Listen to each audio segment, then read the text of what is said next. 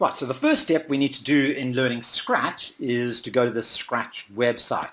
And we can find that at scratch.mit.edu. So this is a online development environment specially designed to teach people programming, developed by MIT University. Right, once you're here, obviously if you've got an account, you will sign in. If you don't have an account, you simply click Join Scratch. So here you're going to need to set yourself a username, whatever you would like to create. Pick any username. It's obviously going to just check that it exists. So we'll come up with a username. What would you like username to be, Joshua? I say we should make our username Learning on Scratch. Learn Scratch. Okay, and the next thing, just choose a password. Now, as you can see here, that username is already taken, so we're going to have to try again. Let's try Learning Scratch. Learning on Scratch. Okay, Learning on Scratch. Oops, Learning on Scratch. Third time lucky, we've got it. Okay, now we just need to put a password in here and retype your password. Once you're done, click Next. Right, so now you want to put your month and year of birth. So, Joshua, what have we got? November. November. And what Year is 2001. 2001. And male. And then you can choose your country. We'll find our country somewhere here. The southern tip of Africa. And click Next. We now need to put in our email address.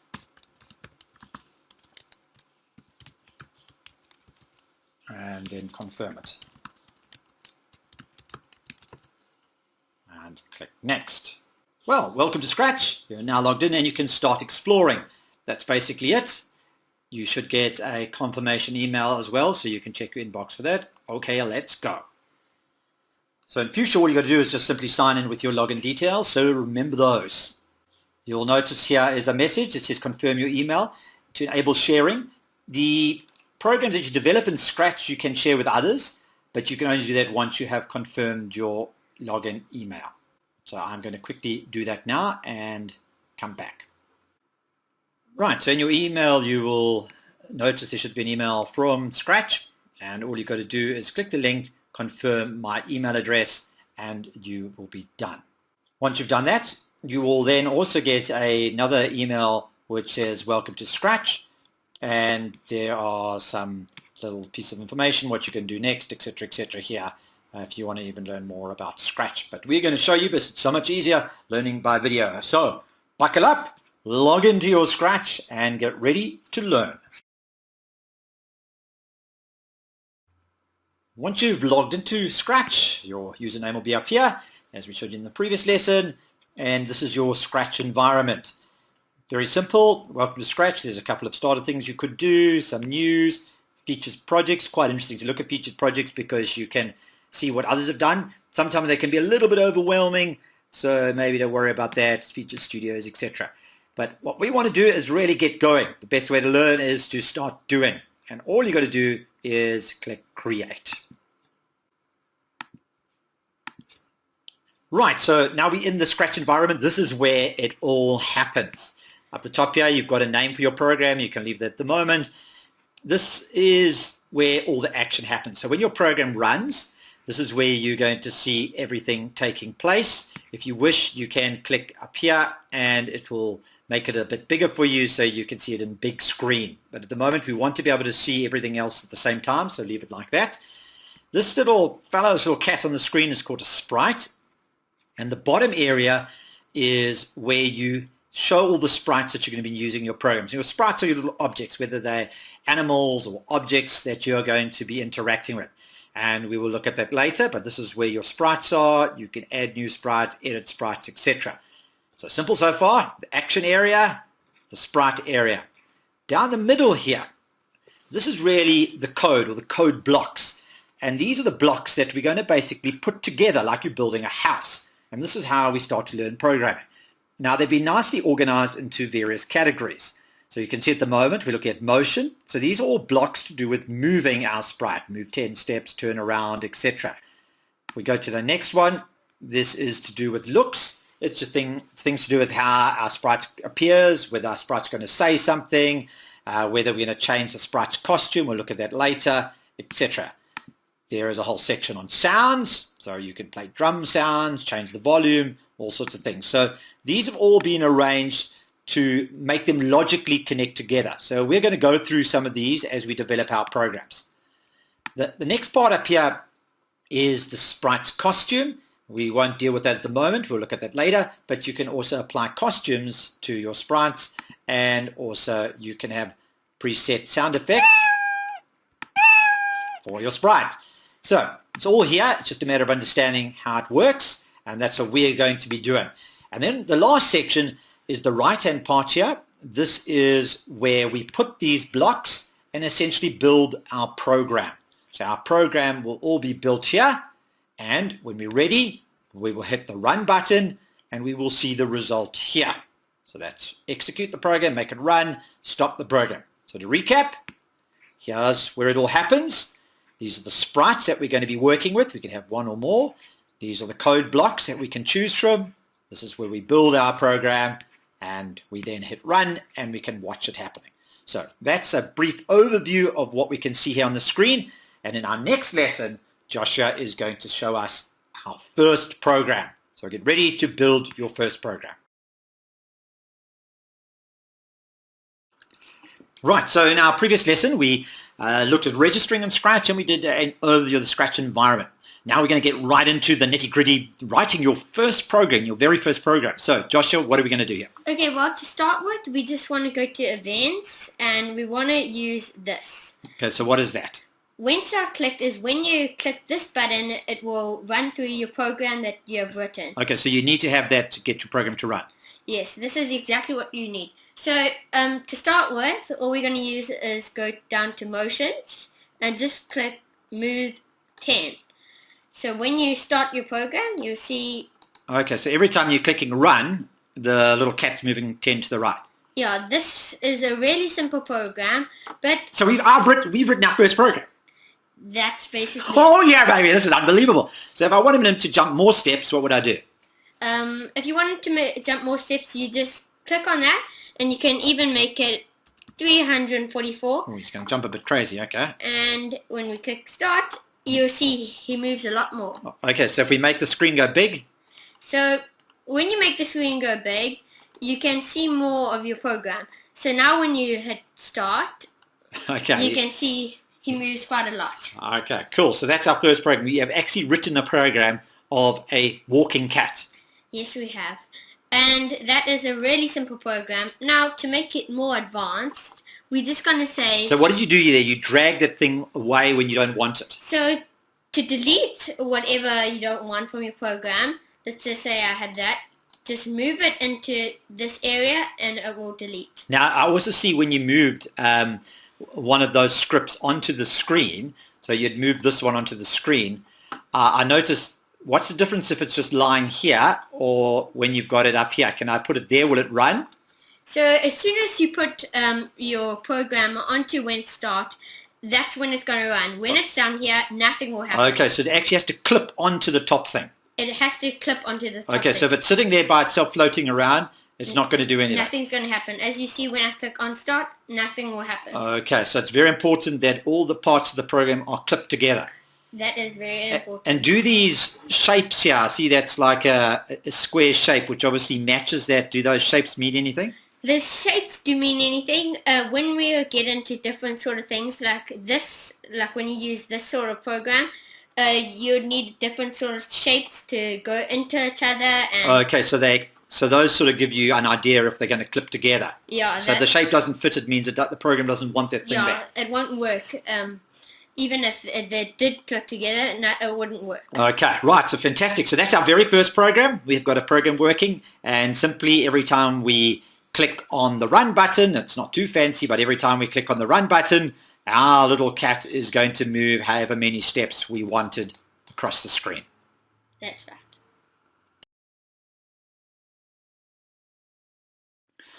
Right, so What are we going to do next with our program, Joshua?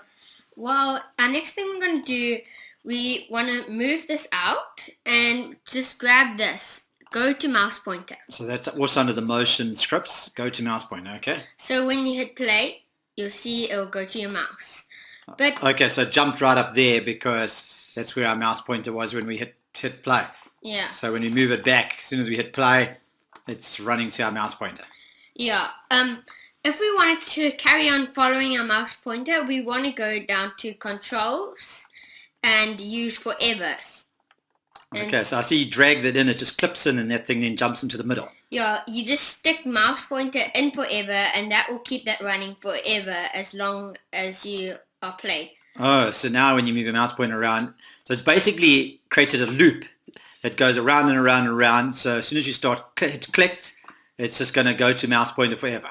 Yes. So we've got a little cat following us wherever we put our mouse. Yeah, as long as you have it in a forever loop, he will keep on following your mouse. Okay, so that's the first introduction to control events, and there's a whole lot of them inside here, such as wait, if, else's, etc., which we'll look at later. But you can see how this is useful when we want something to repeat around and around forever. Like in this case, we wanted to run the program once and get the little cat to follow wherever we went. We needed a forever loop. Okay, so we created our first program there, simple little program, and the cat rather follows our little mouse pointer. What are we going to do next? Okay, the next thing we want to do is we don't really want this for the program that we're writing right now. We don't want the sprite. So just right click it and delete it. Okay, so I see we've lost, when we deleted the sprite, we lost all the code that was associated with it. Yes, we did lose all the code. So the code is associated with the sprite. So each sprite has its own code that controls it. Yeah. Okay, and now we want to choose a new sprite. So click right here, it will say new sprite, choose from library. Go here, and this is where all your selections are. Okay, and I see you've got lots of categories, animals, fantasy, you can choose whatever you like. And I suppose if you scroll down, you can see all sorts of different sprites that you can choose. What we want is a ball, because it's just what we need for the sort of program we are using. So click on that 2 times. Okay, now that we've got the ball, the program we want to write, go on to control, forever and if. Okay, so now we're sticking in an if. So an if is going to check what we are doing. So what I see it's got that little shape, it's got a hole in there. So a hole is what we were talking like before. You need the right shape to go in there. So if we put this in there, nothing would happen. But see, this is the same shape. So it goes okay, and I see it lights up. Okay, so this is basically saying if a key, which is a certain key, is pressed, then something's going to happen. Can I change the key? Yeah, so what we're going to start with is right arrow key. Okay, so if the right arrow key is pressed, then something will happen. Yeah, so go into motions, and we're going to change X by 10. Okay, so I'm imagining that what this is saying is it's going to be in a loop, and every time the right arrow is pressed, that sprite ball is going to move. Yeah. What we want to do because we have to use all the keys in this step. As you see, I've only got one key working. So when we click the right arrow, it'll go that. But if we click any of the other arrows, nothing will happen. Okay, so it's basically only checking for one key at the moment. So every time we press right, it's going to happily move to the right, but we can't go left or anywhere else. Yeah. So we want to add a few more keys. Easier than rewriting the whole program. You just right-click it and duplicate. Oh, cool. So you just right-click on the little block of code, and then you duplicate it, and you've got it all again. Excellent. Now just click on this part, and we want to use left arrow. So then change X, also change here by -10. Okay, so it's moving along the horizontal X-axis. So we press right, it goes 10 to the right. We press left arrow, it goes -10. Okay, let's see. So when you start the program, you'll see it will go both ways. So left and right. Fantastic. So now we've got a little ball going left and right. The only thing we're missing right now is up and down. So we're just going to stop this program and duplicate it 2 more times. Just put this over here and duplicate. Now we've got 4. We want to change these ones to up, and this one we're going to change to down. Okay, but now surely it's got X there. What are we going to do about that? So we're going to throw this X away, and what we need to get is, we want to change Y by 10. Y, Okay, so the vertical position. so Y is up and down, and X is across. Okay. So we get another Y and put it right here, and because it's going up, we want to change Y by 10, and this one we want to change it by minus 10. Okay, Now, right. now when we start, you'll see we can use up, down, that way, all sorts of directions. Okay, so we've got a fantastic little program now that basically can go in any direction that we want. So this now, our little ball is controlled by the arrow keys. As you see, the ball will go off the screen quite a bit. To stop that, you just want to grab if on edge bounce and put it under any one of these under forever loop. Now you'll see it will stop it from going all the Okay, way so it off. basically detects the, I don't even have to put it on all of them. So it's basically put that into the conditions of the sprite that if it hits the edge, it mustn't go past that. Yeah. If your program gets a bit messy, the easiest way to tidy it up is just right click and clean up. Okay, then it moves all the pieces of code apart. Okay, right, fantastic. So we've got our first little program that really is quite fun and easy to use. We can move our little ball around and it'll bounce off the edges. And so we have got the makings of a first fun program.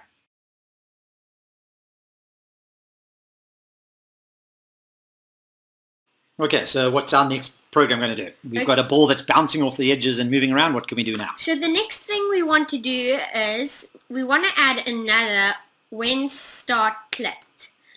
Then the next thing you want is a forever loop. Okay, so and it keeps moving around that, yes. a pen. We haven't played with pen, yes. The pen is a really fun thing to use.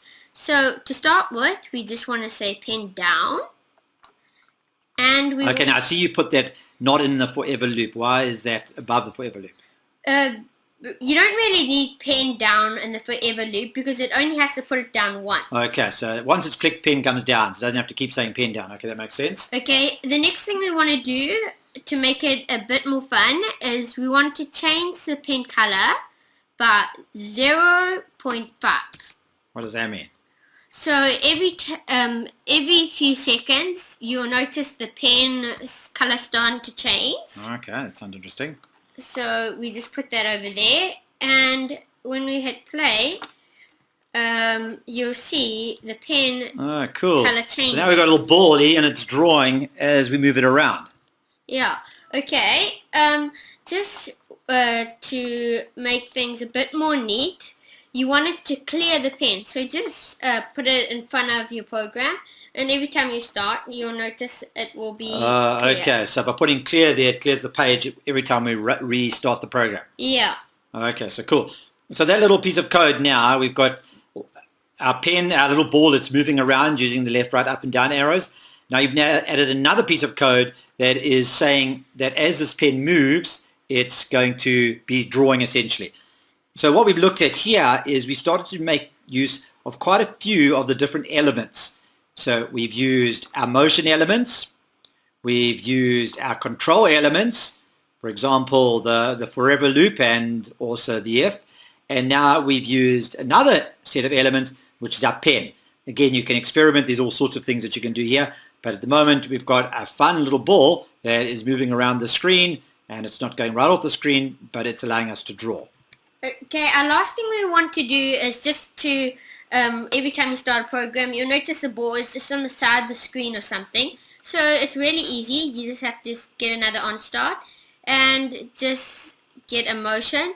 And when it starts, you just want to say go to X position, change it to 0, and Y position we also want to change it to 0. So now every time you start, the ball will go to the middle.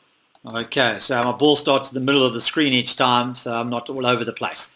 Okay, so slowly but surely, you really are getting our program to be nice and neat, and it's doing some real fun things. Okay, this is lots of fun. I'm enjoying this. So far we've got a ball, it changes color, it draws, but I've got something fun. I would like, is this possible? I don't know if this is possible. Is it possible that when the ball, like, say, for example, touches the edge, it makes a sound? Because that'll be cool. So we've got a bit of, like, audio-visual, we've got a bit of sound coming in. Okay, that is possible, and it is a really easy thing to do. So all you really need to do is go right here, grab a forever. Okay, so you're using it for with a when click that you've already got set up there. Okay, that was the one that set us in the middle. And we just want to if. Okay, so I presume this is an if to check that we're on the edge. So how is it going to know? Are we going to use X and Y to find out if it's on the edge? We're going to actually do sensing. That's right over here. Okay, so we haven't looked at this before. So there's an area called sensing. So it senses different things. This is a really easy way to tell if you're touching something, touching a color. So what we want to say is if we're touching the edge. Okay, so let me follow you there. So basically we've used an if, and now we've gone to sensing, and I see there's all sorts of things you can sense, like mouse down or distance to or even color, but you've chosen if touching, and then I saw that you then could choose all sorts of things as to what it would be touching. Okay, a mouse pointer, and so we've decided if it's touching the edge. Okay, then something's going to happen. So all we want is a sound. Okay, now we're going to the sound scripts. Great. And just play pop sound, this one, and when you put it in the program and you click play, when you move, cool, it will play the sound. Fantastic. So that was really easy. So now we can have fun. So whenever touching something, or in this case whenever it touches the edge, the sound plays. Can you change the sound that it plays? You can change the sound. You can even download your own sounds if you want, but the sounds... Oh, I see. So you can record a sound and put your own sounds in if you want. Yeah, there are lots of things. You can play an instrument beat. You could play the drums if you want. So it'll play pop and the drums. Oh, it's going to be quite noisy. When you click play, you can hear the drums playing. Oh, I could make my own band here. You could eventually do that. Okay, fantastic. Right, so that little extra feature, now we've started to develop our program. It's got a little bit more interesting. Not only is it drawing, we've now brought in sound aspects to it as well. So if we just look at what we've done here, it's all been quite simple. This area has again just got a forever loop. We've now looked at a new set of scripts which are to do with sensing. They were found under the sensing area, and under there we can sense whether we're touching an edge or various other things that can be used for sensing, so you can really experiment. And then we've moved across to using sound scripts, and so here we've chosen to use two of them. Play a drum. Again, you can experiment how long the beat's going to play, or you can even play your own sound. So our program is really looking good now.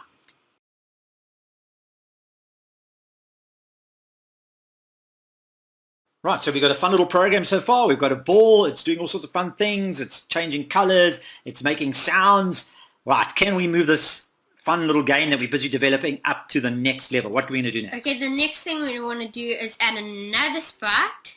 Okay, so I see you clicked on, you didn't click on here where you can choose from a library, you actually clicked on Paint New Sprite. Yeah, Paint New Sprite, if you want, you can't find it in the library. You can make your own sprite, or your third option is you can upload a sprite. Okay, so you're actually going to make your own sprite. Okay, that's fun. Let's see how you do that. Okay, so just click here. This is where you draw squares. Okay. And we want the color red, like that.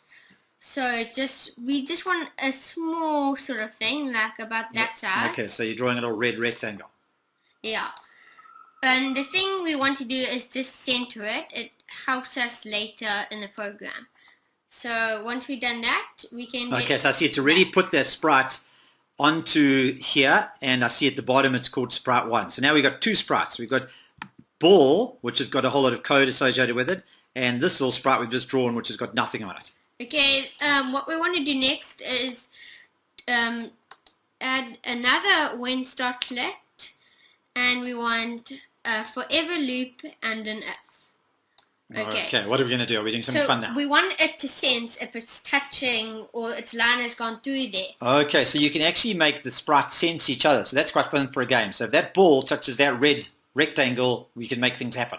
Okay, so when we go into sensing, we just want to say if touching Okay. sprite Oh, I see. 1. So now it's got an extra one. If we look there, I see originally we had just touching edge. Now we can even choose now if it's touching one of the other sprites. Okay. Every time you add a sprite, it will come up with a new thing to add under touching. So we want to say if touching sprite 1, we want it to say, well done.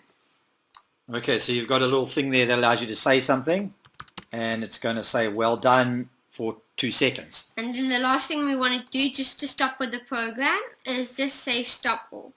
Okay, so what's that going to do? So it's going to say well done, and basically then my program's, the game's over. Yeah, that's the game over. Okay, so let's see what our game now does. So when you start, you see just... Okay, it's drawing with different colors. It makes sounds when you go off the edge.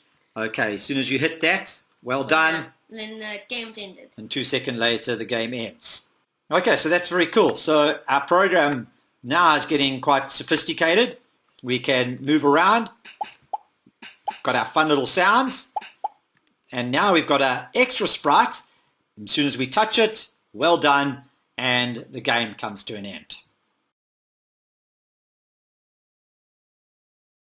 Okay, so the program's looking good. We've got a fun little ball and we've got another sprite. Is there something that we can do with this other sprite? So we want to put some code into the sprite.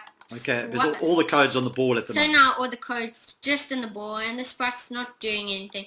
So to start with, we're going to, as always, just put a when start clicked. And now we want a motion. So we're going to say go to motion. So we're going to say go to. So when you start, it'll just go to this point forever. But we want it to go to random places on the screen. Okay, so you want our little sprite 1, little red rectangle, to jump around. Yeah. So we're going to use a pick randomly. So all you do is have to put that in. Oh, so you're replacing the number where it used to say go to some number and some number with a random number. So it's just going to select this randomly and it's just going to choose wherever it wants to go on the screen. So the screen size is basically 240 across and 180 up and down. Okay, so it goes on X's from minus 240 to plus 240. So for X, we're going to make it minus 240 and 240. Okay. And for Y, it's only 180 and minus 180. Okay. Okay, as you see, when you start, it will go a bit crazy, and eventually it will... Okay, so let me understand what's happening now. So it's running around like a crazy thing because we've told it, sprite 1 is going to go to X and Y are now a random number somewhere here. Okay, and it'll just keep flicking around, and then on the ball, we had said that if the ball happens to touch sprite 1, well done and stop all. So that's basically why it eventually stopped. So if we run that again, we're going to see it jump around. At some stage, it's going to, by luck, hit the ball, well done, and a couple of seconds later, it stops. Okay, so that's not so cool. We want it to not go so cray-cray. So all you have to do is grab control and wait a second. Oh, I see. So in the loop, it's just going to wait for it, so you can change how long it waits. So every 1 second now, it's going to start to move. Yeah. So now you can try and catch it. Oh, we can try and catch that red thing. Go, Zach, get him! Okay, there we go. So now we've got the makings of quite a fun little game going here. So whenever we want, the object of the game now is, can I catch the red rectangle? Come here, fella. Come here, fella. Come here. I can get you. He's a sneaky. I got him. Just by pure luck. Right, so we're starting to develop the elements of a game here. We've got our ball, and now our ball's starting to interact with another sprite, which also can have code associated with it. Right, so our game's getting more and more exciting. What are we going to add next, Josh? Okay, well, of course, every game needs an enemy and a purpose. So we are going to add an enemy into this game. But before that, we just want to change a few things up a little. Like, to help not touching this red thing in the beginning, we're just going to... when he starts, instead of going to the middle, we're going to make him go here. So we'll say X minus 220, and we're just going to say Y minus, Y we're going to say minus 150.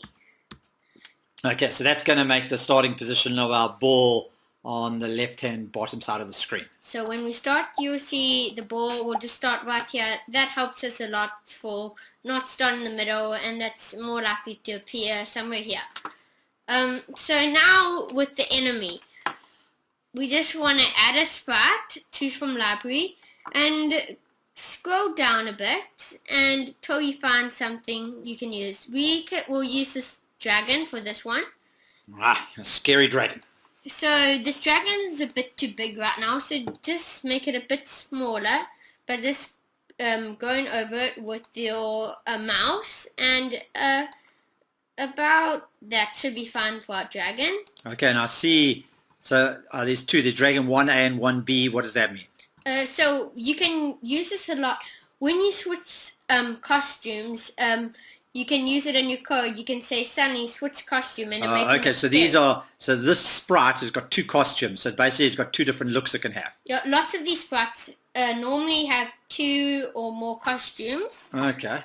Some only have 1, but this one has got 2. So we just want to make both of the costumes small so it doesn't look funny when you change.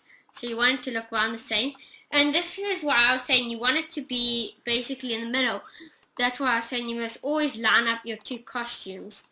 Okay, so when they switch, they appear at the same place. Yeah. So there, they're both at the middle. And we can get back to the script.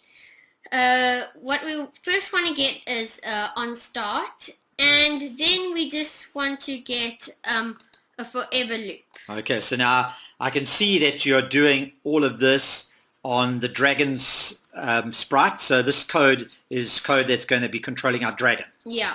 So this is the enemy and the purpose of the game. So to make the dragon track catch after the ball, we just want a motion, and we want one of those. Okay, so the purpose here is the dragon's hunting the ball. Yeah. And the ball has got to get to the red block before the dragon gets the ball. That's pretty much it.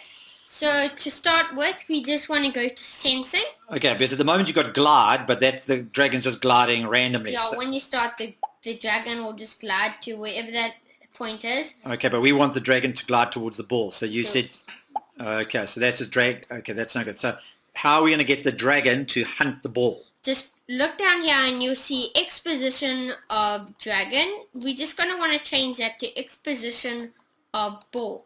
Okay. Now when you play, you'll see he will go to the X position of ball, but the Y position won't be of the ball. So we just want to get another one of those and say Y position of ball. Okay, so I see. So the dragon is gliding all the time. Every 1 second it's moving towards the X and the Y position wherever the ball is. Yeah. So as you can see, our dragon is chasing us right now. But when he catches us, nothing really happens. So we're just going to add some stuff in. What we first want to add is go to looks. And we first want to add a sensing. So it will know when it's touching it. So go under control F, touching the ball. Okay, so that's if the dragon's touching the ball. We want it to say, we're going to have it say, let's see, you lose. You lose. Okay, so now when the dragon gets to the ball, it will say you lose. So when we start, the dragon, well, I won there, so when the dragon eventually catches me, he will say, you lose. But the program keeps on playing on. Okay, yeah, because when we touch the red rectangle, it stops, but at the moment we've got to make it stop when the dragon catches us. So all we need to do is go into control and stop all. Okay. But to make this a little bit more fun, we're going to get it to change its costume. So just go under looks, and we're going to say change costume to dragon. We're going to put this before, yeah. Change costume to dragon 1B. But before we say that, we always need to set it back to its original costume in the beginning. So you... so that it starts it- with the original costume. Yeah, so just in the beginning, just put it right there. And Okay, so let me understand. So what's happened? The dragon starts with this costume. It chases us. And once it touches us, it's going to switch to a different costume, and then it's going to say, you lose, and the program's going to end. that will stop the program. Okay, let's see this baby run.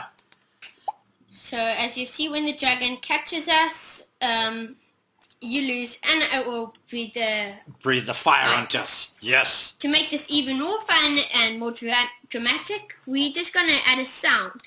As you see right now, the dragon probably won't. Yeah, have we want to sound. make this a vicious. So all you have to do is click record, and it will be right under here. Okay, so we don't Here's have a a raw. Okay, so we're going to make a raw. So we are going to make a roar. So just click this button right here. Roar! Roar. Oh, wow, cool. So when you play it,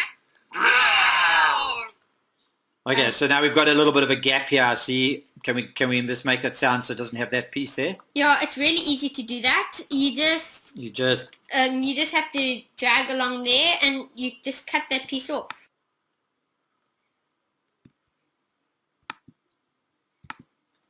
Okay, now you'll see it will get to the roar straight away. And then we just go onto script and play sound right in the beginning when it touches the ball, recording 1. So now you see when the dragon touches the ball, he will make his roar. Okay, fantastic. So the game's now really developing. We've got to reach the red rectangle before the dragon catches us. When the dragon catches us, he changes into this vicious fire-breathing dragon, and he does an almighty roar.